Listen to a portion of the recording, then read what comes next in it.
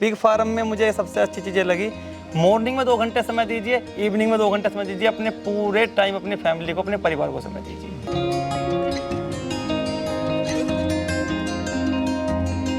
यही sir backup इसमें सबसे ज़्यादा जरूरी है। अगर तुम्हारा बैकअप ही नहीं है तो सर कुछ भी नहीं है, हम फेल हैं।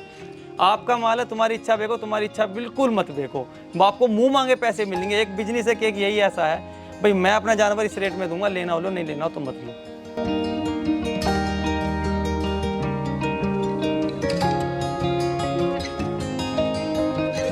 अगर बैंक भी आपको लोन देगा सर, आपकी अपनी खुद की नाम पे प्रॉपर्टी होनी चाहिए और आपकी बिल्डिंग अपनी खुद की होनी चाहिए सर, जब आपको लोन मिलेगा।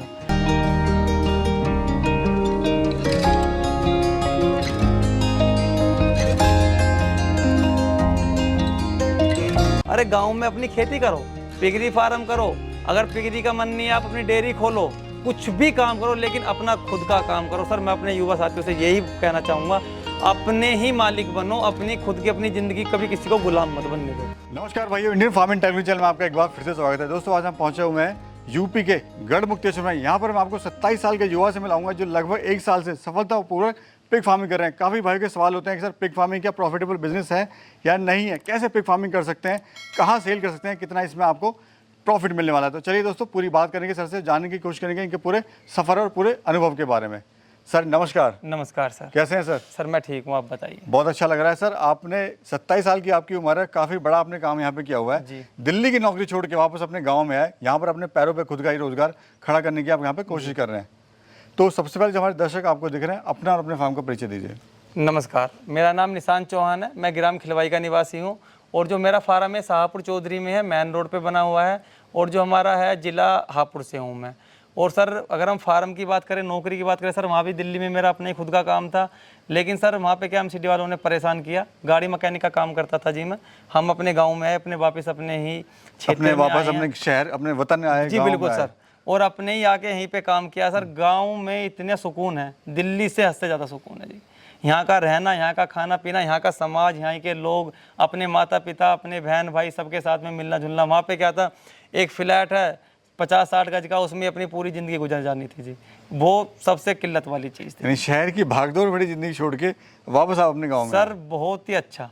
शहर की ज़िंदगी तो सर ठीक है, लोग जाते हैं खाने कमाने के लिए जाते हैं, मजबूरी होती है, किसी की कुछ होता है, लेकिन सर गाँव जैसी ज़िंदगी मैं तो जानता नहीं कि जहाँ पे हम पैदा हुए हैं, जो हमारी जन्मभूमि है, जैसे कहीं पे हमें रहने के लिए मिलेगा जी। काफ़ी सारे मैंने काम देखे कि भाई, एक पहले मेरे मन में विचार आया कि डेयरी कर लेता हूँ, फिर और भी काफ़ी सारे हैं, लेकिन हम एक हमारे बड़े भाई हैं शेखर चौहान जी, उन्होंने मुझे सलाह दी कि भाई तू पिग फार्म कर, हम तेरे साथ में। उन्होंने मुझे बहुत सपोर्ट किया जी।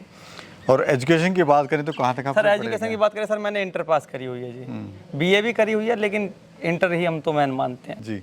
उसके बाद ही पिग फार्म क्या आपने सोचा करने के लिए? सर आज के टाइम में किसी के पास अगर हम नौकरी के लिए जाएंगे सर, 10,000 12,000 रुपये की नौकरी देते हैं, उसमें ये समझते हैं कि हमने खरीद लिया, इसको हमने अपना गुलाम बना लिया। अरे तुम सुबह 7 बजे बुला रहे हो, रात को 11 बजे छोड़ रहे हो, अपने बच्चे भी हैं, परिवार। सर पिग फार्म में मुझे सबसे अच्छी चीज़ें लगी, मॉर्निंग में 2 घंटे समय दीजिए, इवनिंग में 2 घंटे समय दीजिए, अपने पूरे टाइम अपनी फैमिली को, अपने परिवार को समय दीजिए। तो सर आपके सफ़र की शुरुआत कब हुई, कितने एनिमल से आपने शुरुआत करी थी और अभी कितने हैं? सर मेरे सफ़र की अगर शुरुआत की बात करें तो सर 1 अक्टूबर के आसपास में, सितंबर अक्टूबर 2023 में सर मैंने अपने काम स्टार्ट करा था। 1 साल के आसपास मुझे हो लिया है।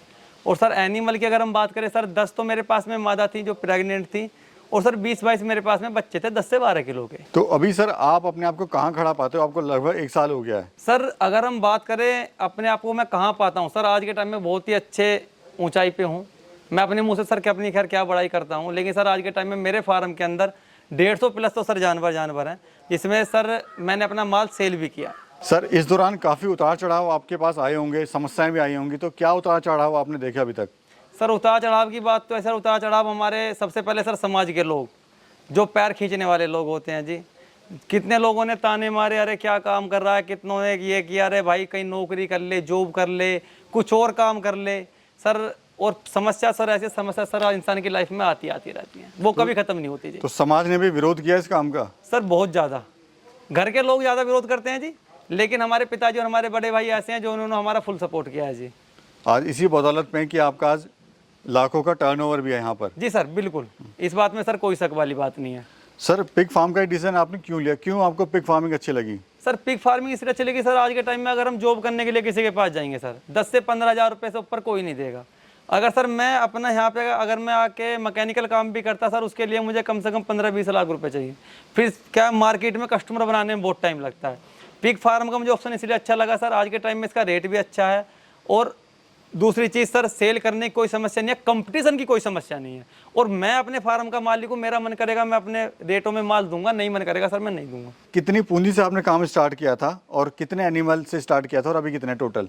सर मैंने जो पूंजी की अगर हम बात करें रकम की सर 5-5.5 लाख रुपए से स्टार्ट किया था, और मेरे पास में 10 मादा थी, 20-22 मेरे पास में बच्चे थे सर। आज के टाइम में 178-170 जानवर हैं मेरे पास में। कितने का माल होगा अभी टोटल? सर अगर देख लीजिए सर, आज का जैसी महंगाई का समय है, तकरीबन 120 के आसपास मेरे पास में बच्चे हैं। और सर अगर गिल्ट की बात करें 70-80 किलो के 42 मेरे पास में एक पीस हैं सर। 14-15 मेरे पास में मादा हैं सर। 18 से 20 लाख रुपए का माल। जी, ये ब्रीड कौन सी है और क्या इसकी पहचान होती है? सर ये ब्रीड है लार्ज वाइट।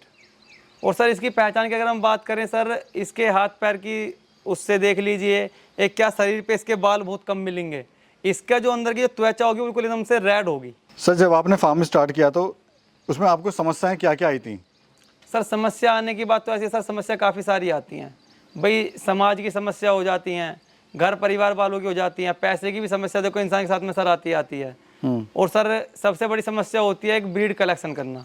भाई हमें जो जानवर लेकर आने फार्म के लिए, हम अच्छी ब्रीड हमें मिले, हम बढ़िया से बढ़िया हम अपने फार्म में जानवर लेके आएँ। और सर केयर सबसे प्लस पॉइंट होता है सर। आदमी ने मैंने क्या पहले 2017 में काम किया था, और सर 17 के बाद 24 चल रहा, कई साल हो गए छोड़े हुए, कि भाई इसमें दिक्कत तो नहीं आ जाए, बीमारी तो नहीं आ जाए सर। ध्यान रखने वाली बहुत चीज़ें होती हैं।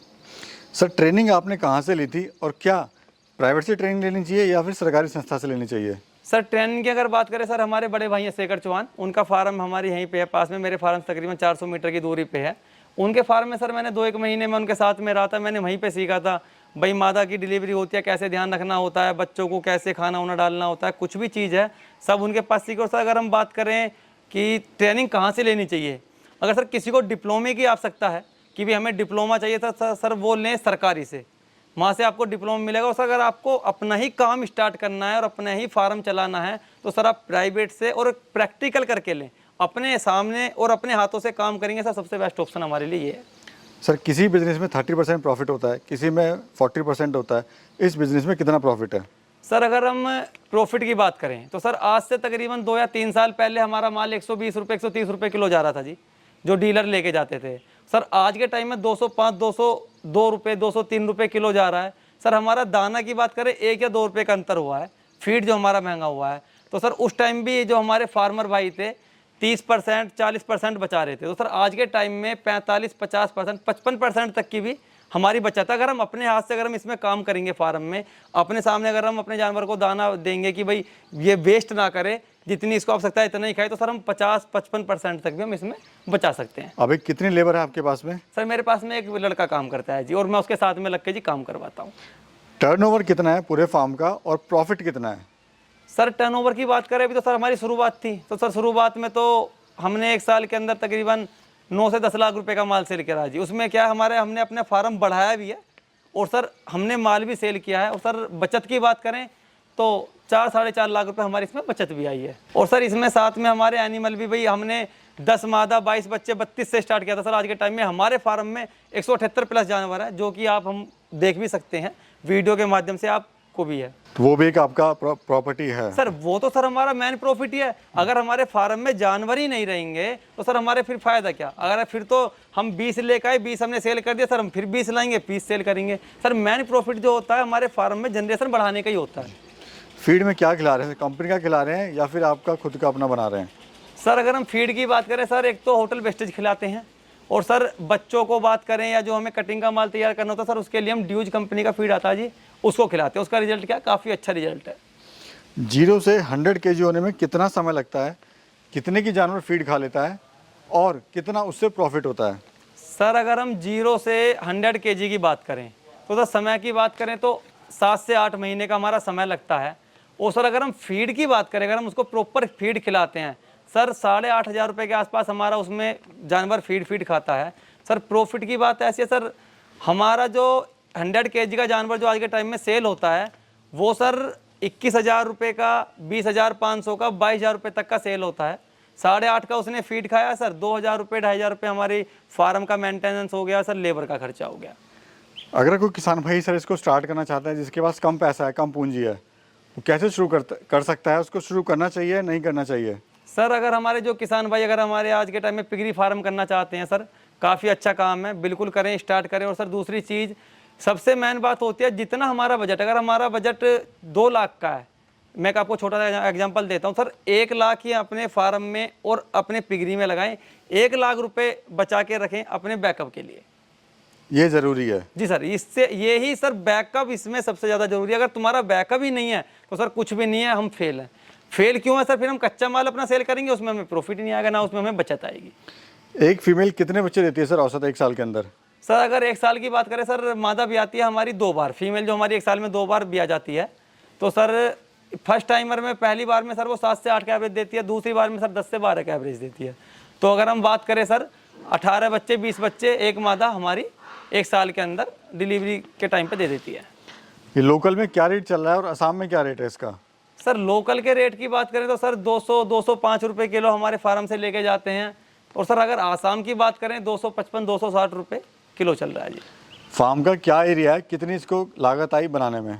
सर फार्म के अगर हम एरिया की बात करें सर, इसका 55 फुट के आसपास में, 52 फुट का इसका सर फ्रंट है, 110 फुट के आसपास सर इसकी गहराई है, उसकी लेंथ है। और सर मेरा ही फार्म है रेंट का। जिन्होंने फार्म बनाया था आज से 4-5 साल पहले, उन्होंने जो मुझसे बताया था कि 8 से 9 लाख रुपए हमारे इस फार्म में खर्चा आया था। सर मार्केटिंग की इसमें कोई समस्या आती है, नहीं आती है? सर मार्केट की समस्या तो 1% भी नहीं है जी, जिसको कहते हो 1% भी। सर आप अपने मुंह से आज आवाज़ निकालिए, शाम तक आपके फार्म पे व्यापारी मिलेंगे, कोई समस्या नहीं, कोई कंपटीशन नहीं। आपका माल है, तुम्हारी इच्छा बेचो, तुम्हारी इच्छा बिल्कुल मत बेचो, आपको मुंह मांगे पैसे मिलेंगे। एक बिजनेस है कि एक यही ऐसा है किसान फार्मिंग में, अगर हम गेहूँ भी मंडी में लेके जाते हैं ना सर, तो वहाँ पे जाके बनिया हमारे या जो व्यापारी है वो उसके पैसे के लगाता है, लेकिन यहाँ पे हम अपने माल के हम खुद अपने पैसे मांगते हैं। भाई मैं अपना जानवर इस रेट में दूंगा, लेना हो लो, नहीं लेना हो तो मत लो। और नकद मिलता है या चेक वगैरह मिलता है? सर नगद कैश मिलेगा या अपने अकाउंट में लोगे। फार्म से माल बाहर जब निकलेगा, जब आपके पास में पूरी पेमेंट हो जाएगी। हाँ ऐसा होता है कि डीलर ने नापा तुम्हारा 2 लाख का माल है, 1.5 लाख आपको हैंड टू हैंड देगा, 50,000 आपको कांटे पे जाके कांटा करते दे देगा। जो डीलर आते हैं कि उन्होंने हमारे बिना कांटे के ऐसी सेल लेते, ऐसी खरीदते हैं, वो आपको पूरी पेमेंट पहले करेगा, माल आपके फार्म से बाद में उठा के लेके जाएगा। रिकॉर्ड वगैरह कैसे मेंटेन करते हैं सर? सर रिकॉर्ड जो हम मेंटेन करते हैं, आपने सर देखा होगा हमारे सब होलो पे और सर जिधर छोटे कमरे इन सब पे नंबर डले हुए हैं सर, इनमें हम नंबर के माध्यम से हम अपने रजिस्टर में एंट्री करते हैं। भाई 1 नंबर होल में हमारे कितने जानवर हैं, किस तरीके के जानवर हैं, प्रेग्नेंट हैं, गिल्ट हैं, कटिंग का माल है, इसका फैटरिंग का माल है, या हमारे बच्चे हैं, या भी हमारी मादा ये डिलीवरी होने वाली है। सर इस चीज़ से हम नंबर से और होल से हम मेंटेन करके रखते हैं जी। अभी प्लान क्या है आपका आगे? जैसे मैं देख रहा हूँ आप सफलता की तरफ बढ़ते जा रहे हैं सर, तो क्या प्लान है आपका? फ्यूचर का क्या प्लान है? सर फ्यूचर का प्लान ये है सर, 1 या 2 साल के अंदर सर एक तो मुझे अपना फार्म बनाना है, और सर आगे आने वाले टाइम में सर कम से कम 1000+ जानवर का मुझे अपना फार्म बनाना है। सर इसमें काफ़ी भाइयों के सवाल रहते हैं, क्या इसमें लोन मिलता है? तो आप मुझे बताइए अपने अनुभव से, क्या आपको कभी लोन मिला है या आपकी नॉलेज में कोई है ऐसा जिसको लोन मिला है? सर ये बहुत सही सवाल किया है आपने। बहुत से लोगों के फ़ोन भी आते हैं कि भाई आपने लोन लेके किया है, आपने कैसे किया है। सर लोन मिलता है, लेकिन बैंक या गवर्नमेंट जो भी लोन देती है सर, रेंटल पे आपको कभी लोन नहीं देगी। अगर बैंक भी आपको लोन देगा सर, आपकी अपनी खुद की नाम पे प्रॉपर्टी होनी चाहिए और आपकी बिल्डिंग अपनी खुद की होनी चाहिए सर, जब आपको लोन मिलेगा। और 1-2 हैं शायद मेरे जानकार जिनसे मेरी बात हुई थी, उन्होंने लोन लिया भी है। लेकिन जो एक अफवाह होती है कि एग्रीमेंट करवा लो, लोन ले लो, माल बेच दो, कुछ नहीं होगा सर, आज के टाइम में वो सब फ्रॉड बंद है। हाँ अगर आप प्रॉपर तरीके से काम कर रहे हो सर, बैंक आपको लोन भी देगा, गवर्नमेंट भी आपका सपोर्ट करेगी, लेकिन सर फ्रॉड तरीके से नहीं, और एक रेंटल के काम पे नहीं, एग्रीमेंट पे नहीं, आपकी खुद की लैंड होनी चाहिए तो आपको मिलेगा जी। क्या आप कहना चाहते हैं हमारे युवा और बेरोजगार साथियों का, जो जा रहे हैं शहर में नौकरी के पीछे भाग रहे हैं, ना वो बेचारे घर के हैं ना वो कहीं बाहर के हैं, सिर्फ ज़िंदगी अब उनकी ऐसी ख़त्म हो जाती है? सर मैं उनसे सिर्फ एक ही बात कहना चाहूँगा, मैं 12 साल दिल्ली में रह के आ चुका हूँ सर। रात को 10-12 बजे सोना है, सुबह 9 बजे उठना है, पूरे दिन काम पे लगे रहना है। 12-15 हज़ार की अगर इंसान नौकरी कर रहा है सर, उसमें कुछ नहीं बचाता। दूसरी चीज़ सर सबसे बड़ी है ज़िंदगी। दिल्ली में पानी आज के टाइम में देख लो कितनी किल्लत है, पानी अच्छा पीने का नहीं मिलता, खाना अच्छा खाने का नहीं मिलता। हर एक अपने गांव में अपना बिजनेस करो, अपनी खेती करो, कुछ भी काम करो अपने गांव में करो। छोटा काम करो, किसी की गुलामी मत करो। नौकरी से बढ़िया, हाँ सर नौकरी भी जरूरी है, लेकिन सर नौकरी तो ऐसी हो कम से कम जो हमारे परिवार का गुजारा हो। अब 15,000 रुपये में दिल्ली में इंसान रह के बताओ क्या करेगा। अरे गाँव में अपनी खेती करो, पिगरी फार्म करो, अगर पिगरी का मन नहीं है आप अपनी डेयरी खोलो, कुछ भी काम करो, लेकिन अपना खुद का काम करो। सर मैं अपने युवा साथियों से यही कहना चाहूँगा, अपने ही मालिक बनो, अपनी खुद की अपनी ज़िंदगी, कभी किसी को गुलाम मत बनने दो। को भी कुछ भी काम करो, छोटा करो बड़ा करो, एक अपना ही काम करो। तो बस मेरा अपने युवा साथियों से यही कहना, अपने किसान भाइयों से यही कहना है जी, अपना ही काम करें। जय हिंद, जय भारत। तो दोस्तों ये थे हमारे साथ एक युवा साथी जो 27 साल की उम्र में खुद का अपना व्यापार खड़ा किया, दिल्ली छोड़ के वापस अपने गांव में यहाँ पर उन्होंने पिगरी फार्म स्टार्ट किया। दोस्तों मैं ये भी कहना चाहता हूँ, अगर आप कोई भी काम शुरू करते हैं तो पहले ट्रेनिंग ले लें, अच्छे से उसकी जानकारी लें, तभी कोई काम स्टार्ट करें, जिससे आपका जो लॉस के चांस है वो कम होंगे, मुनाफे के चांस आपके बढ़ जाएंगे। वीडियो कैसे लगी कमेंट सेक्शन में जरूर बताना। वीडियो अच्छी लगी तो जरूर से चैनल को सब्सक्राइब करना, क्योंकि इस चैनल पर हम ऐसी वीडियोज़ लाते रहते हैं। तो चलिए दोस्तों, एक और नए सफ़र में एक और नई वीडियो में फिर मिलते हैं, तब तक के लिए नमस्कार। नमस्कार।